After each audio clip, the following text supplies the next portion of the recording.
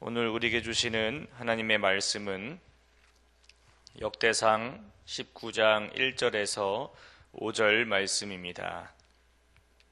역대상 19장 1절에서 5절 말씀입니다. 우리 다 함께 읽도록 하겠습니다.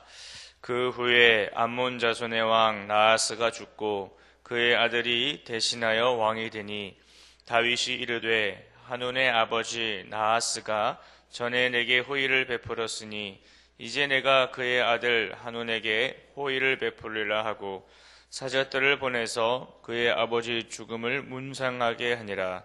다윗의 신하들이 암몬 자손의 땅에 이르러 한온에게 나아가 문상하매 암몬 자손의 방백들이 한온에게 말하되 왕은 다윗이 조문 사절을 보낸 것이 왕의 부친을 존경함인 줄로 여기시나이까. 그의 신하들이 왕에게 나아온 것이 이 땅을 엿보고 정탐하여 전복시키고자 함이 아니니까 하는지라. 한온이 이에 다윗의 신하들을 잡아 그들의 수염을 깎고 그 의복을 볼기 중간까지 자르고 돌려보내매 어떤 사람이 다윗에게 가서 그 사람들이 당한 일을 말하니라. 그 사람들이 심히 부끄러워하므로 다윗이 그들을 맞으러 보내 왕이 이르기를 너희는 수염이 자라기까지 여리고에 머물다가 돌아오라 하니라. 아멘. 오늘 새벽 예배에 나오신 여러분들에게 하나님의 은혜와 평강이 넘치시기를 축복합니다. 우리는 계속해서 역대상의 이야기를 새벽마다 듣고 있습니다. 역대상을 간략하게 말씀드리면 이렇습니다.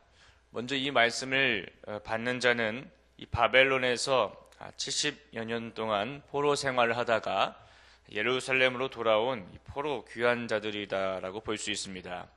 그리고 크게 두 단락으로 나누자면 역대상 1장에서 9장은 하나님의 구원의 물줄기인 족보를 포로 생활에서 해방되어 돌아온 이스라엘의 공동체에 연결시킴으로써 태초부터 있었던 하나님의 계획이 지금도 이스라엘 역사 속에서 진행되고 있다는 사실을 인식시키고 있는 말씀입니다. 그리고 다윗의 본격적인 역사가 나오는 역대상 10장에서 29장으로 나눌 수 있는데 역대상 10장은 사울 왕이 죽은 이야기를 시작으로 다윗 왕의 역사가 시작되는 것을 볼 수 있습니다. 그리고 우리는 이 새벽 예배 시간에 다윗 왕이 언약궤를 운반한 이야기와 블레셋과의 전쟁에 대한 이야기를 우리는 알 수 있었습니다.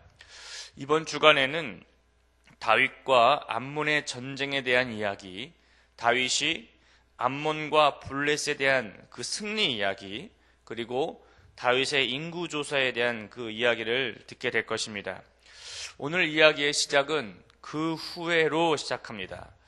이 말은 앞의 내용이 있은 후로 생각할 수 있습니다. 앞에 전개되었던 내용은 다윗이 왕이 된 이후로 예루살렘 중심으로 주변에 있는 지역들을 정복하고 평정하게 됩니다. 그러다가 암몬 족속만 남게 되는 상황이 되어집니다. 이런 상황 후에 암몬의 왕이었던 나하스가 죽고 그의 아들 한운이 왕이 되게 됩니다. 다윗 왕은 나하스가 죽었다고 하여 이스라엘의 나라와 다윗 왕을 대표하는 사절단을 조문하러 보내게 됩니다. 이 보내게 된 가장 큰 이유는 2절 말씀에 나오는데 다윗이 이르되 한온의 아버지 나하스가 전에 내게 호의를 베풀었으니 이제 내가 그의 아들 한온에게 호의를 베풀리라. 나하스가 살아있을 때 다윗과의 관계가 호의적이었기에, 즉 은혜를 받았기에 다윗은 그 은혜를 갚고자 사절단을 조문하러 보내게 한 것입니다. 여기서 이 호의를 히브리어를 읽으면 헤세드라고 읽습니다. 이 성경에서 헤세드라는 표현을 사용할 때 하나님에 대하여 쓰일 때에는 언약이라는 단어와 결합한 은혜를 말하는 겁니다. 이스라엘 백성들이 하나님과 언약으로 맺어진 관계이기에 하나님과 헤세드, 은혜의 관계임을 알 수 있는 것입니다. 또한 이 사람에 대하여 쓰일 때에는 확고부동한 흔들림이 없는 충성, 사랑으로 사용되어집니다. 이 다윗과 이 나하스의 관계는 이 흔들림이 없는 충성의 관계였음을 알 수 있는 것입니다. 그렇기에 다윗 왕은 나하스를 조문하기 위해 사절단을 보내게 된 거예요. 그런데 나하스의 아들 한우는 아버지 조문으로 온 다윗 왕의 사절단들의 이 수염을 깎고 입은 옷 가운데를 도려내어서 양쪽 엉덩이가 드러나게 해서 돌려보냅니다. 이 아버지와 헤세드의 관계를 가진 다윗에 대한 이 모욕적인 행동을 한 것입니다. 암몬이 이방 민족이기 때문에 악하게 그렇게 행동을 했다라고 보는 것이 일반적인 생각일 것입니다. 그러나 지금의 상황은 그렇게만 볼 것이 아니다라는 거예요. 왜냐하면 다윗이 주변 지역들을 다 정복하고 평정했기 때문에 그렇습니다. 이런 가운데에 조문사절단을 보내니 그 누가 불안하지 않을 수 있겠습니까? 3절에서 한운의 신하들이 말하는 것을 한번 들어보십시오. 암몬 자손의 방백들이 한운에게 말하되 왕은 다윗이 조문사절을 보낸 것이 왕의 부친을 존경함인 줄로 여기시나이까? 그의 신하들이 왕에게 나아온 것이 이 땅을 엿보고 정탐하여 전복시키고자 함이 아니니까. 이방 민족이기 때문에 나쁜 생각이라고 하기엔 지금 상황이 그렇게 생각할 상황이 아니라 누구나 그렇게밖에 볼 수 없는 상황이다라는 거예요. 왜냐하면 역대상 18장 11절에도 보시면 다윗의 군대에서 암몬 자손의 은과 금을 빼앗은 이력이 있기 때문에 그렇습니다. 그러니까 다윗의 사절단들을 곱게 볼 수 없는 상황이다라는 거예요. 과거 아버지의 상황과 현재의 상황이 다르기에 다윗이 사절단을 보내 아버지를 조문하고 또한 한운과도 헤세드의 관계를 맺고자 하는 이 다윗의 마음을 이해할 수 없다라는 거예요. 여러분, 우리 주변에서도 이렇게 이해할 수 없는, 해석이 불가하는 그런 일들이 참 많이 일어납니다. 그러나 분명한 것은 다윗의 사절단을 보내듯이 하나님께서는 이 땅 가운데에 예수님을 보내셨고, 예수님은 십자가에서 죽으시고 부활하시고 승천하시면서 12제자를 이 땅 가운데에 하나님의 대사로 남기시고, 더 나아가 그리스도인들을 이 땅에서 하나님의 대사로서 부르시고 주의 사명을 감당하는 사명자로 부르셨다라는 겁니다. 저와 여러분, 하나님께서 부르신 하나님의 대사들이다라는 거예요. 다윗의 사절단이 다윗을 대표하고 이스라엘을 대표하듯이 우리는 하나님을 대표하고 하나님 나라를 대표하는 사람들이다라는 것입니다. 다윗 왕이 암몬의 은금을 빼앗으면서 나하스와의 은혜를 생각하여 조문을 가서 그 은혜를 갚으려고 하는 것을 통해 우리도 이와 같이 완전할 수 없는 하나님의 대사다라는 것을 인정해야 한다는 겁니다. 우리는 완전하지가 않습니다. 그러나 중요한 것은 하나님께서 우리를 하나님의 대사로 인정하시고 부르셨다라는 거예요. 그 부르심 가운데에 우리는 이 땅에 서 있다라는 것입니다. 세상 사람들은 그리스도인들이 어떤 사람이다라는 것을 알긴 하지만 우리가 섬기는 분이 어떤 분이시다라는 것은 정확히 알지 못합니다. 그렇기에 세상을 향하여 은혜를 베풀 때에 오히려 수치를 당하고 모욕을 당하는 경우가 많이 있습니다. 세상과 관계 있는 공동체와 함께 했다가 세상으로부터 우리가 은혜를 받는 경우도 있죠. 그러나 우리는 연약하여 은혜를 받았던 세상을 향하여 동일한 은혜가 아닌 해를 끼치는 경우도 있습니다. 그것이 교회와 그리스도인들의 불완전함입니다.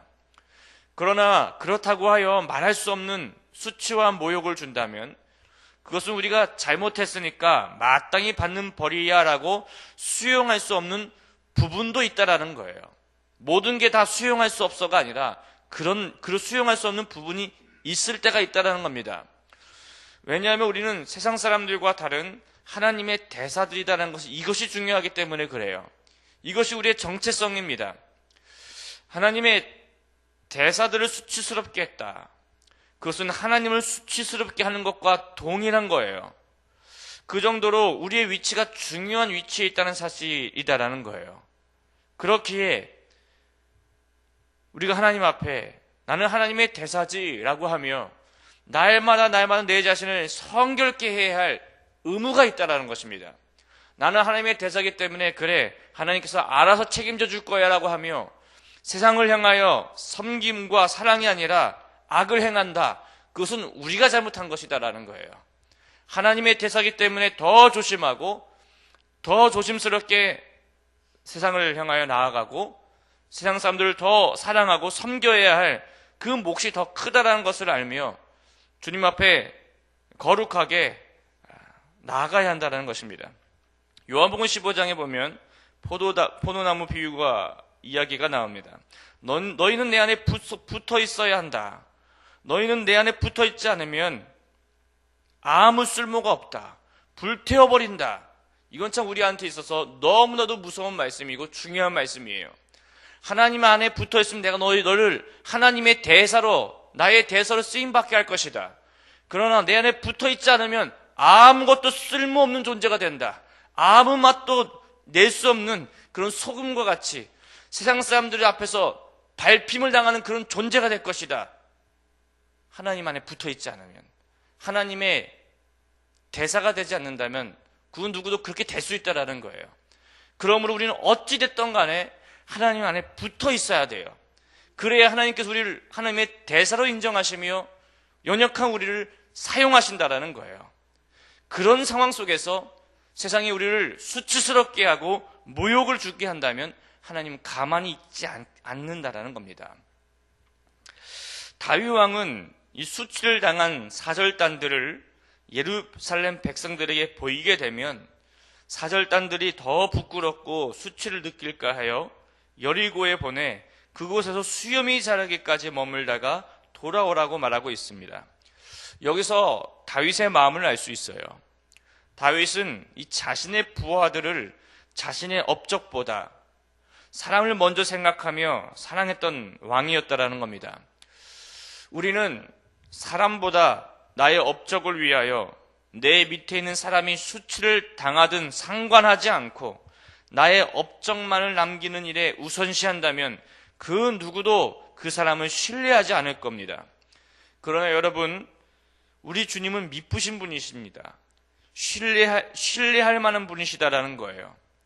다윗을 보통 예수님의 예표라고 볼 때에 주님은 우리가 세상으로 하여금 수치를 당할 때, 모욕을 당할 때 자신의 업적이 우선이 아니라 자신의 백성을 먼저 챙기시고 그 수치와 모욕이 잠잠해질 때까지 함께 하시는 분이시다라는 거예요.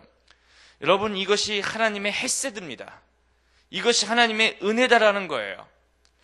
사랑하시는 여러분, 세상 속에서 이 수치와 모욕을 당하시고 이 자리에 나오신 분이 계십니까? 또는 그런 분들을 알고 계십니까? 주님 안에 머물러 계시기 바랍니다. 주님께서 여러분의 수치를 찬양으로 바꾸실 거예요. 주님 안에 머무십시오. 여러분의 슬픔이 희락으로 바뀌게 될 거예요. 여러분의 두려움이 기도로 바뀌게 될 거예요. 그리스도인은 주님을 영접한 순간 주님과 언약을 맺은 하나님의 자녀가 된 겁니다. 언약을 맺은 하나님의 자녀는 주님의 나라에 가기까지 주님께서 늘 보호하시며 늘 함께 하시며 늘 치유해 주실 거예요. 여러분의 앞길이 멀고 험할지라도 주님만 따라가십시오.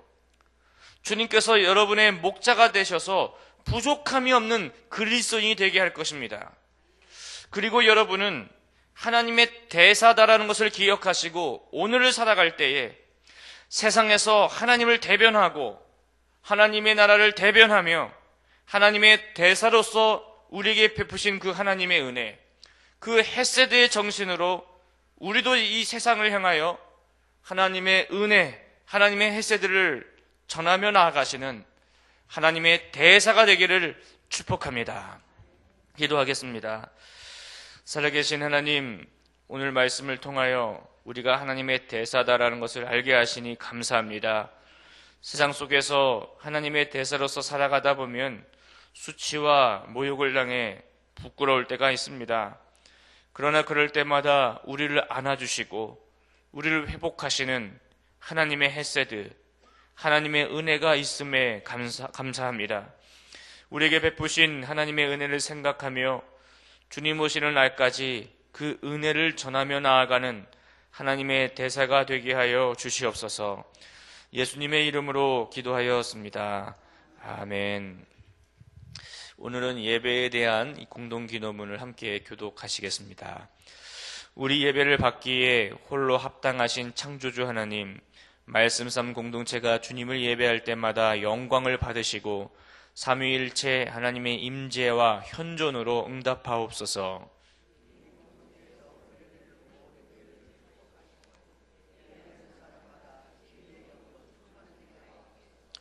주님이 찾으시는 예배자들이 훈련되어 일어나게 하옵소서.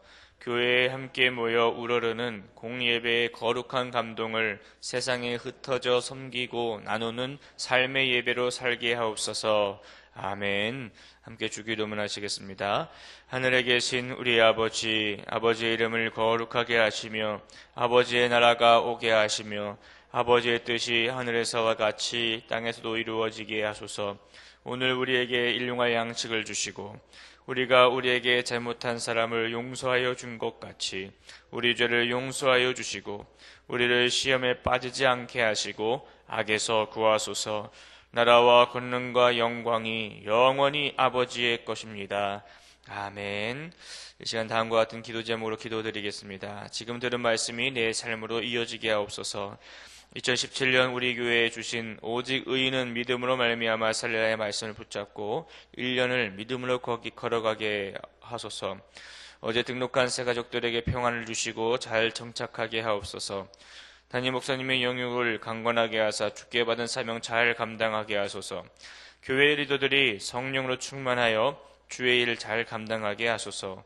성도들의 가정과 사업 위에 하나님의 은혜와 축복이 넘치게 하소서. 올해 있는 대선 가운데 하나님이 원하시는 바른 지도자가 뽑히게 하옵소서. 이 공동기도문의 기도 제목과 각자의 기도 제목을 위해 기도하시다가 삶의 자리로 나아가도록 하겠습니다. 살아계신 하나님 아버지 감사합니다. 오늘 불러주시고 주님 앞에 나와 예배드리게 하시니 주님 감사합니다. 하나님 아버지 오늘 말씀을 통하여 아버지 우리가 하나님의 대사다라는 것을 보게 됩니다. 하나님의 대사로서 이 세상을 살아갈 때에 아버지 우리가 책임이 있고 하나님의 그 헤세드 은혜를 전해야 하는 귀한 책임이 있는 줄 믿습니다. 그러나 우리도 연약하기에 그렇게 하지 못할 때가 참 많이 있습니다. 아버지 오늘 이 시간 우리가 하나님의 대사다라는 것을 기억하며 아버지 이 세상에 있는 많은 영혼들을 예수 그리스도의 그 사랑과 하나님의 그 헤세드 그 은혜를 전하며 그 영혼들이 주님께 돌아오도록 하는 하나님의 대사 될 수 있도록 주여 붙잡아 주시옵소서. 그렇게 하기 위하여 하나님과의 관계가 회복되게 도와주시고 철저히 하나님을 회개하게 하시며 아버지 주님 오셔서 우리를 성결케 하사 하나님의 대사의 사명 감당하며 나갈 수 있도록 성령이 우리를 붙들어 주시옵소서. 우리는 연약합니다. 부족합니다. 하나님의 도우심이 필요합니다. 하나님 오셔서 나를 주여 하나님의 대사로서 쓰임받게 하시고 하나님 안에 붙어있게 하여 주시며 하나님의 나라에 갈 때까지 주님 안에 붙어있어 주님의 나라를 전하고 예수 십자가의 그 사랑을 전하는 하나님의 종 될 수 있도록 주여 우리를 주여 붙잡아 주시옵소서. 아버지 하나님 아버지 우리가 날마다 주님과 동행하게 해주시고 주님을 예배하는 삶을 살기 원합니다. 우리의 삶이 주님께 불풀게 되기를 원합니다. 아버지 붙잡아 주시옵소서. 우리에게 주신 오직 의인의 믿음으로 말미암아 살리라의 말씀을 붙잡고 그리고 올 한 해를 주여 믿음으로 걸어가기 원합니다.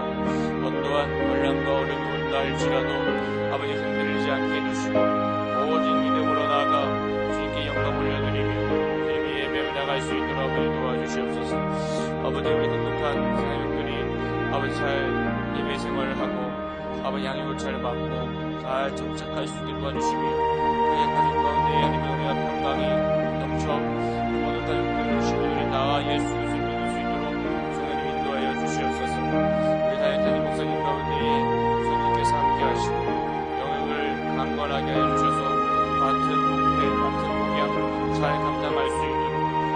아버지 성령으로 충만하게 하여